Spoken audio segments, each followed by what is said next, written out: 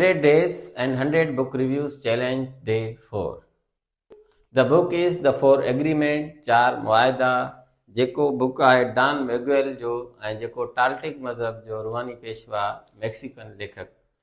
हिन किताब में 4 एग्रीमेंट्स जी ॻाल्हि थियल आहे, 4 मुआहिदनि जी ॻाल्हि थियल आहे। आउं सम्झां थो जेकॾहिं 4 मुआहिदनि ते असीं अमल कयूं त ज़िंदगीअ ते कंट्रोल जे रोग असांजो थी वेंदो ऐं ज़िंदगी असांजी जन्नत थी पवंदी।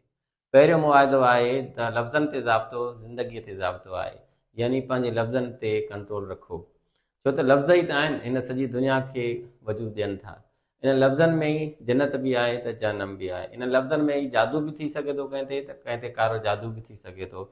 लफ़्ज़ ई आहिनि जेके कंहिंजी ज़िंदगी ठाहे सघनि था, त लफ़्ज़ ई आहिनि त कंहिंखे मायूस करे ज़िंदगी ख़राबु तबाह करे सघनि था।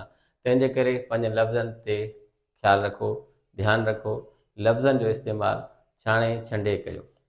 ॿियो एग्रीमेंट आहे हिन जो त कॾहिं बि पाण ते न वठो। जॾहिं केरु तव्हांखे चए तव्हां बेवकूफ़ आहियो, तव्हां मोटा आहियो, तव्हां जेको आहे तव्हांखां हीउ न थींदो, तव्हां फेल थींदव, तव्हांजे वस जी ॻाल्हि न आहे, त जॾहिं को तव्हांखे ईअं चवे, इग्नोर करे, त उनखे पाण ते न वठो, छो त तव्हांखे तव्हांजी एनर्जी ऐं तव्हांजी अहमियत ऐं तव्हांखे तव्हांजी सलाहियत ऐं तव्हांखे तव्हांजो यकीन तव्हांखे पाण ते कंट्रोल ॾियारणु खपे। तंहिंजे करे कंहिंखे बि लफ़्ज़नि खे, कंहिंजी बि ॻाल्हि खे पाण ते न वठो, इग्नोर कयो ऐं अॻिते वधो। टियों मुआहिदो आहे त कॾहिं बि फ़र्ज़ु न करियो।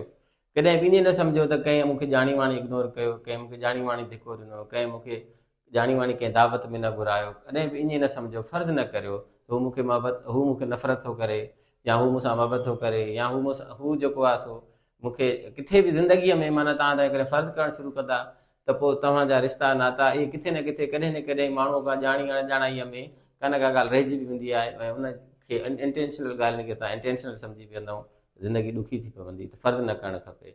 ऐं आख़िरी मुआहिदो आहे त पंहिंजे तरफ़ां पूरी कोशिशि कंदा करियो, ऐं जॾहिं तव्हां पंहिंजी पूरी कोशिशि कंदा आहियो त नतीजा कहिड़ा बि हुजनि तव्हां मुतमिन हूंदा आहियो, छो त तव्हांजी दिलि मुतमिन हूंदी आहे त तव्हां त पंहिंजो 100% ॾिनो, शायदि क़िस्मत में न हो। ऐं क़िस्मत शुरू ई उतां थींदी आहे जॾहिं तव्हां पंहिंजी 100% ॾींदा आहियो।